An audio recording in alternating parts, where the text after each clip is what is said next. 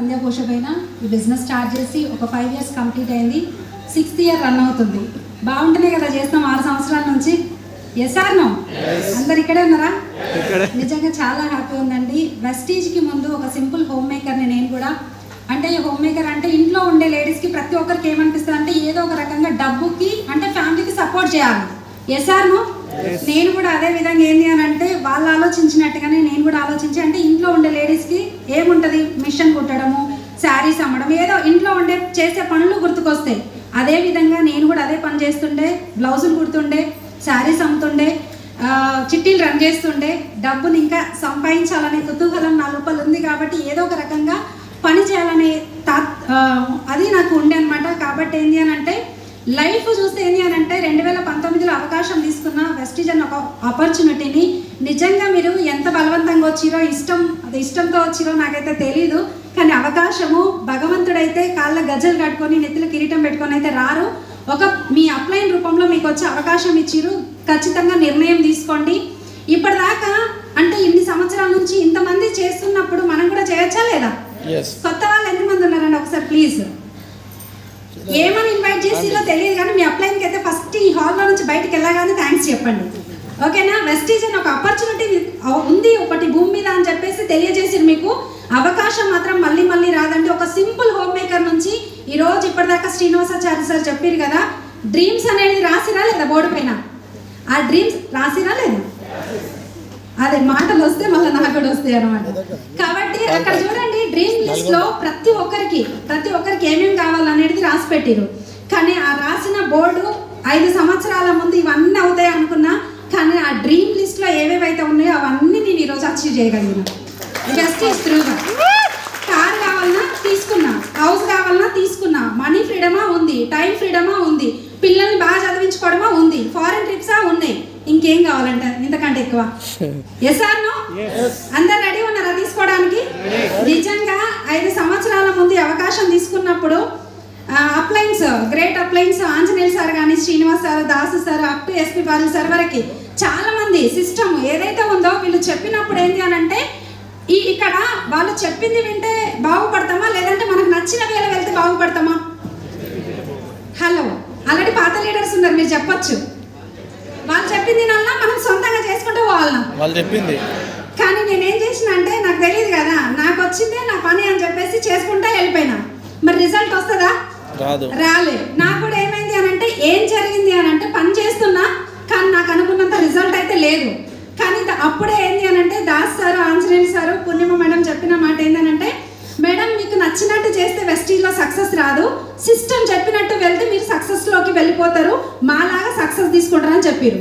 అప్పుడే ఏంటి అని అంటే అది ఏంటి అని అంటే PAR, పర్సనల్ యాక్టివిటీ రిపోర్ట్.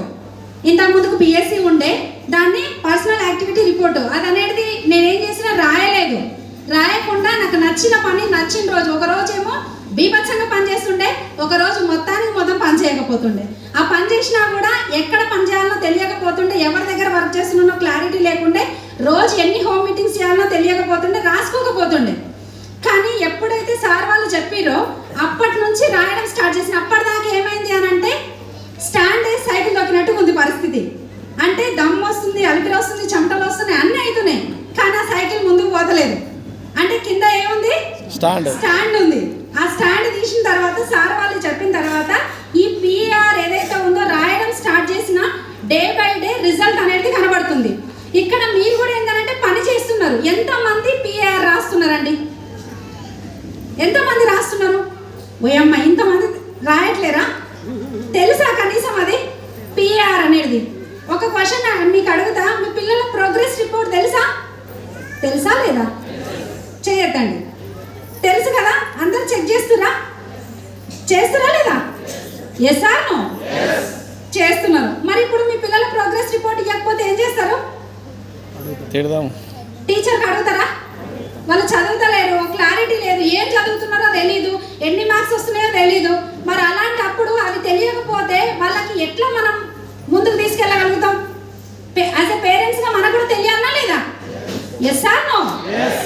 తెలియాలి. మరి అలాంటప్పుడు అది మనకు కావాలని ఎంతైతే మీరు కోరుకుంటున్నారో ఇక్కడ ఒక అప్లైన్ అనే పర్సన్ ఉంటారు, మిమ్మల్ని గైడ్ చేస్తున్న పర్సన్, జాయిన్ చేసిన పర్సన్ కాదు, మిమ్మల్ని ఎవరైతే గైడ్ చేస్తున్నారో, ఎవరైతే మీ సక్సెస్ కోసం పోరాడుతున్నారో మీ అప్లైన్, మీరు పడుకున్న తర్వాత కూడా మీ సక్సెస్ కోసం లెక్కలేసే పర్సన్ ఎవరైనా ఉన్నారు అని అంటే అది మీ అప్లైన్. అర్థమవుతుందా అండి? ఒకసారి గ్రేట్ రౌండ్ ఆఫ్ అప్లాస్.